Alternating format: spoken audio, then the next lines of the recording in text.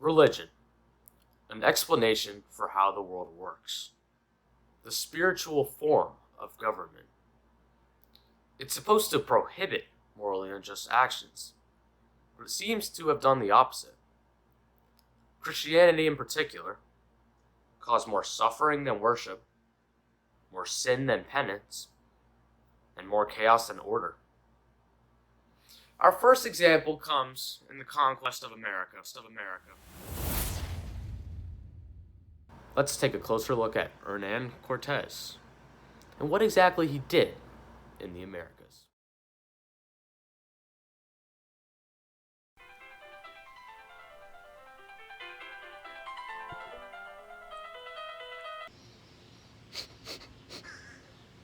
It smells like human sacrifice.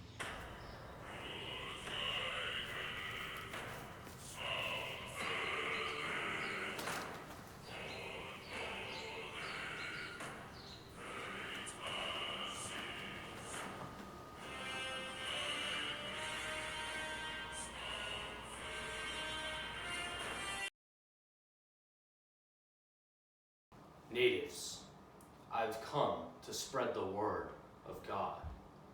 It seems you have not heard of the Christian God. We welcome you and our friends with open arms. Come, sit at the table for a feast. I command for your temples to be used for Christian purposes.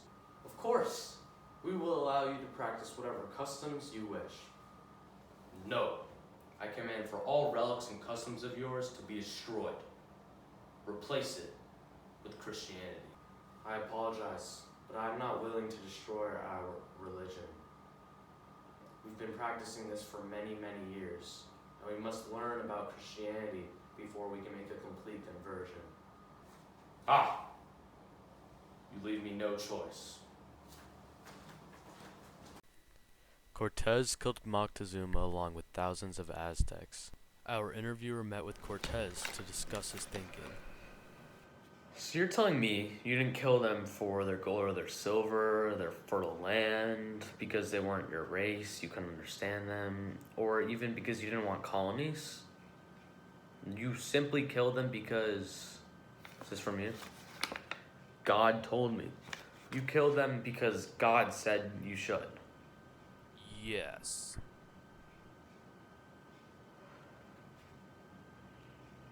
Okay.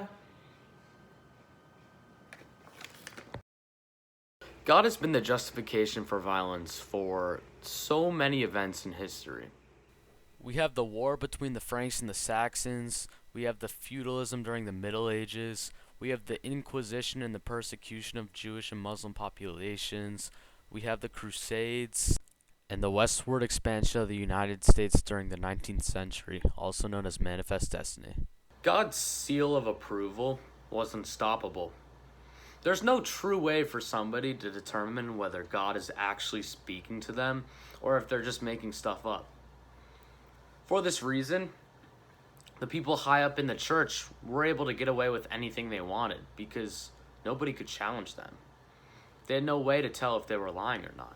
However, the Age of Enlightenment came, and God became less powerful, and reason became the top dog. When reason took over philosophy, big nations had to think of more complex ways to justify their actions. The most striking example of this is the scramble for Africa, when the European countries each sought to carve up their own piece of the continent.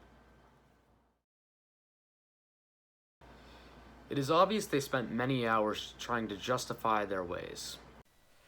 These countries now used science to prove that their imperialism was just. They used social Darwinism to determine that somehow they were genetically superior to the Africans, and their duty was to protect them colonially. Not only were these nations genetically inferior, but they were also missing civilization. So, what is their job? To civilize these nations. Somehow, they were able to justify it as far as saying that without colonies they were in danger because colonies were a symbol of power.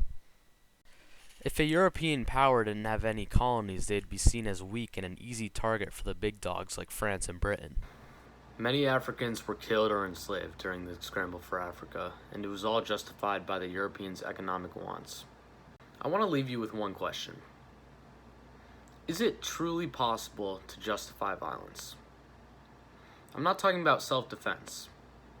I'm talking about true offensive violence. Thank you for watching. Let's go Bears.